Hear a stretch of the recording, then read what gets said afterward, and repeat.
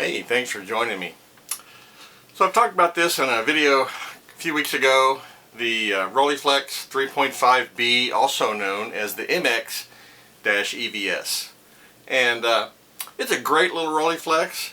It does not have the fancy Planar or Xenotar lens, but it has instead a Carl Zeiss Tessar, which is a highly respected lens that's known for great image quality. And so I want to put this thing on the workbench so we can get the camera right above it, and I want to show you some features of this. The 3.5B is really interesting in that it incorporated some of the more modern features of the later Rolleis, and it begins a separation from some of the earlier versions, the 3.5A, the 3.5, and the automats before it. It really brought some new features into the Rolleiflex that kind of make it have more of the look and feel and vibe of the later Rolleis.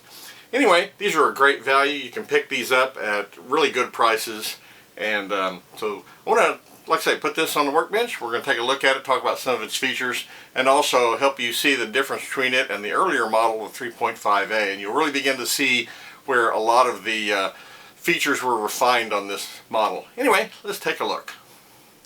Okay, let's look at the Rolleiflex 3.5B. Actually, we're going to look at the A and the B. This one on the left is the 3.5A. This is the 3.5B. Now, there's definitely some differences in the way these two cameras are designed. Some of the more obvious things you see decoratively here, where the strap attaches, is now a cast piece, a little bit more attractive, whereas this is made of stampings, and it's functional, but just not as attractive. And then the other thing that's really obvious too is you can see that the focus knob on the 3.5B is much larger than the focus knob on the A and the earlier Rolleiflexes and the Rolleicords for that matter. This is more the size you see on the later Rolleis. It's one of the things that I really like about it from a functional standpoint is this is just a lot, easier to manipulate. This works, it's fine, it's not a problem. They actually made an accessory knob that you could put over this one that attached to this and made it bigger, but it sticks out a little ways. So to me, that kind of, I just soon leave it alone rather than put the accessory knob on there. They also added a film reminder thing here where you can set the ISO or ASA in the case of this, or DIN number, and what type of film it is. The back door attaches a bit differently. The earlier one here has a latch on both sides that you use to unlatch the hinges, and you can separate them enough to pop the door off. This later one just has it on one side, and it's really kind of a unique feature. If you want to take the back door off this, you simply pull this little lever to the back and the door will just pop right off. Then you can hook the door back into the pin on the other side, and as you close it, it'll actually pull that lever back down around so that it relatches the door. So it makes taking the door off and on a lot easier. You don't normally need to take the door off unless you're putting on like a Rolleican or one of the accessory doors, but it does simplify that. Couple other things. The 3.5 doesn't have this switch, and the 3.5A has it, and it's actually labeled on the side here where it says M and X right here. And this is your M sync or X sync, M for flash bulbs, X for electronic flash, and of course the sync socket is right here. The latch, or the lock rather, for the release button is this little piece you swing out and then you can press the button, but if you swing this, it goes underneath it and then you can't press the button. To me, this seems a bit fragile. I haven't seen any of these running around where this is broken off, but it just seems like it could, possibly get hung up on something and break off.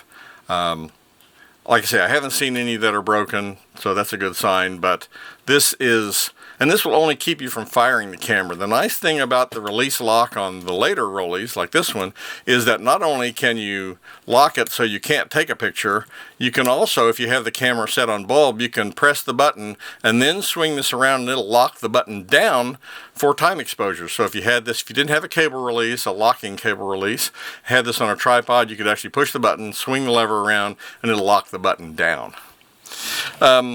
The other feature that the 3.5B brings, and some people find it a bit annoying, I've kind of adapted to it and I've had it on other Rolleis so it doesn't bother me.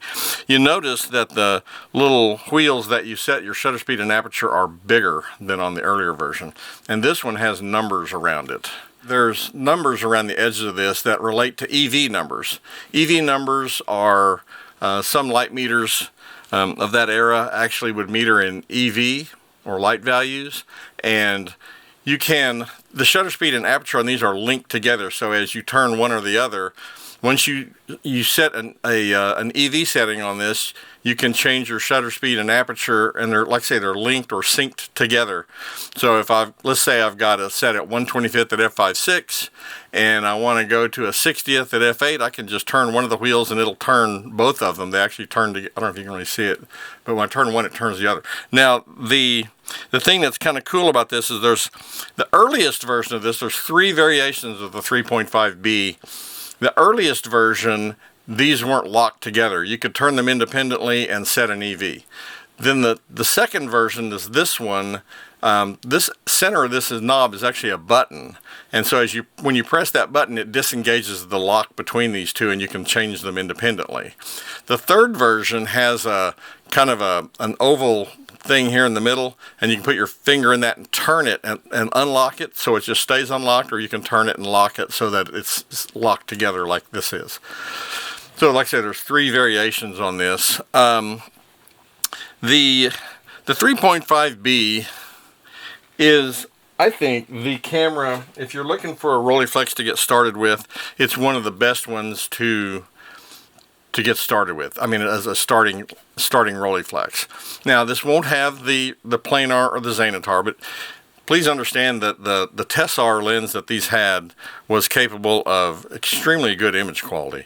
I mean, there's a lot of cameras that, well-known cameras that use Tessar designed lenses, and they perform quite well. I'm going to show you some pictures here in just a little bit. You can kind of see the image quality from this.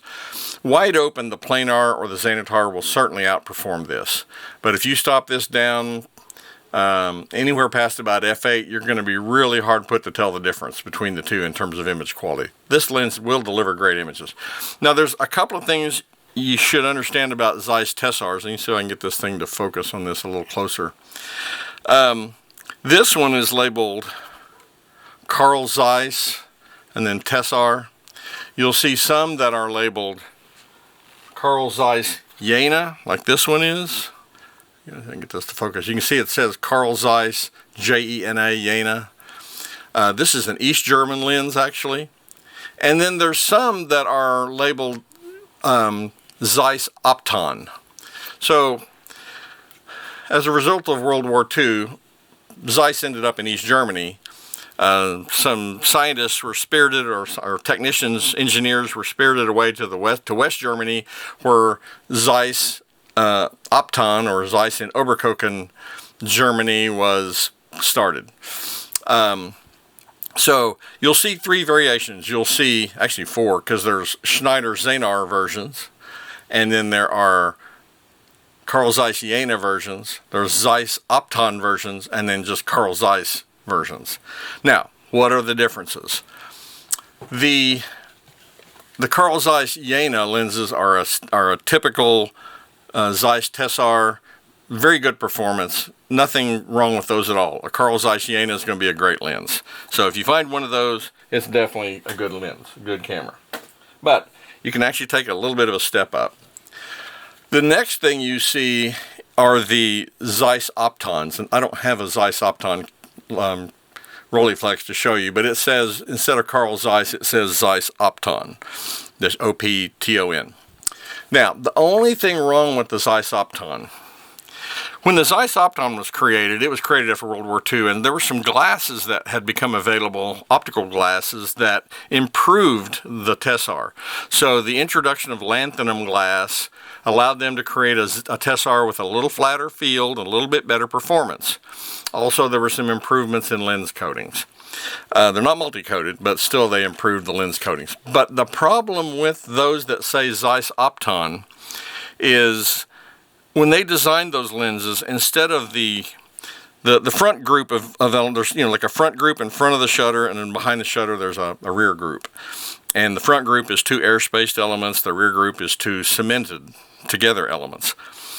The front element on this is always retained by a threaded retaining ring. But on the Zeiss Optons, the rear element was actually glued in with tar or pitch. And then the rear group, the elements are glued in also, instead of being, normally what they do is they roll the edge of the brass barrel over the edge of the lens to secure it.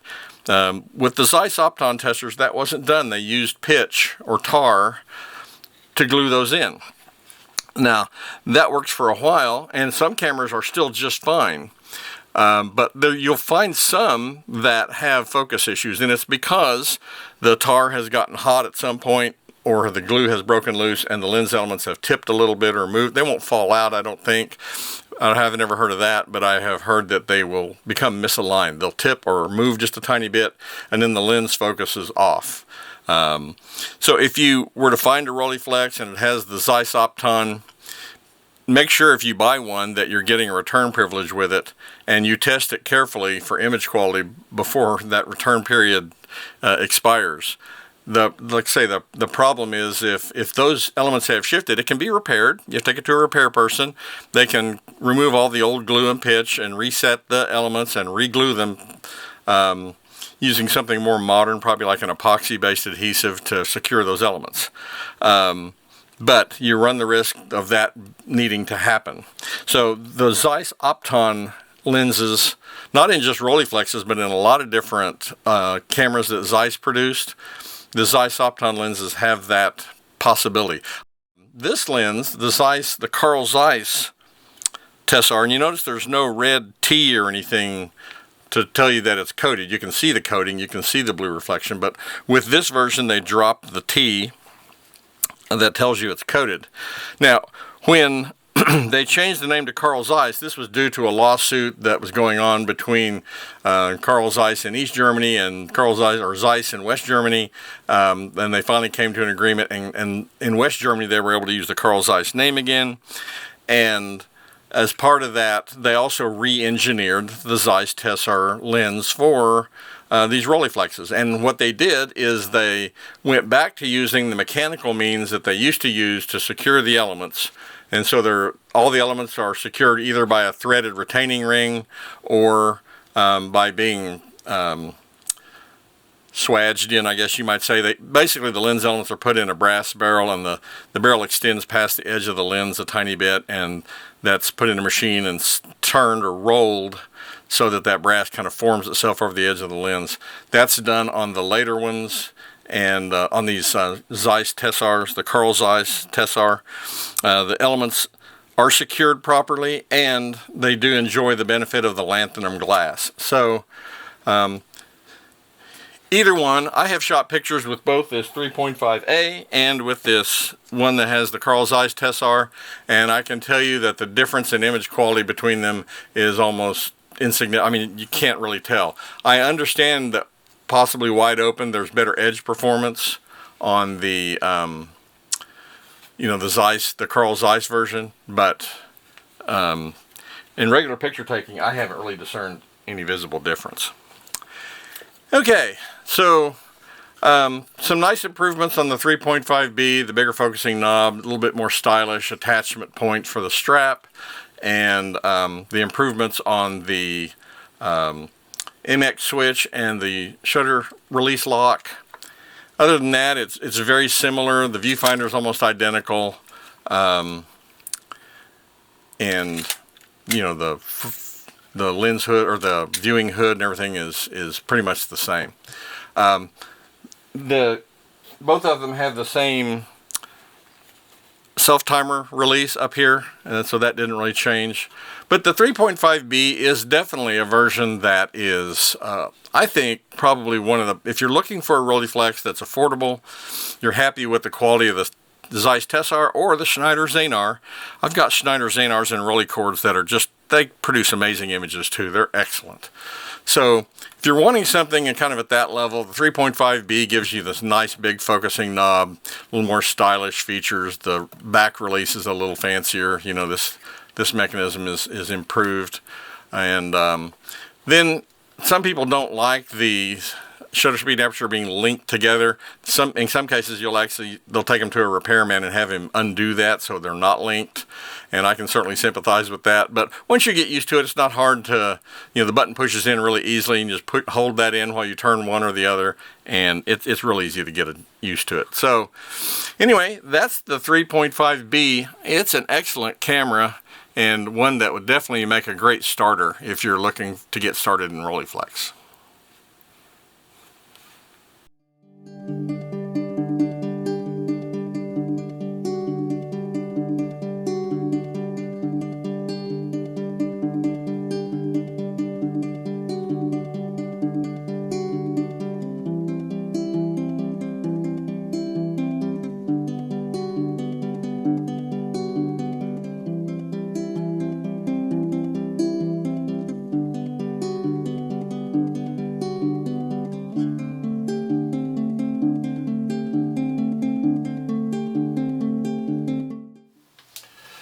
Well, there you have it, the Rolleiflex 3.5B, or like I said, the MX-EVS. I like 3.5B. It's just a lot easier to say.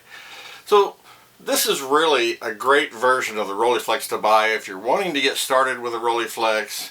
Like I say, you've been able to see it's got some improvements over the earlier versions, and I think it is a really just a great version to start with if you're wanting to get into Rolleiflexes, not wanting to spend a lot of money. It's a great camera. Anyway, if you have any thoughts or questions, please don't hesitate to leave me a comment. I always love hearing from you. And as always, thanks for watching.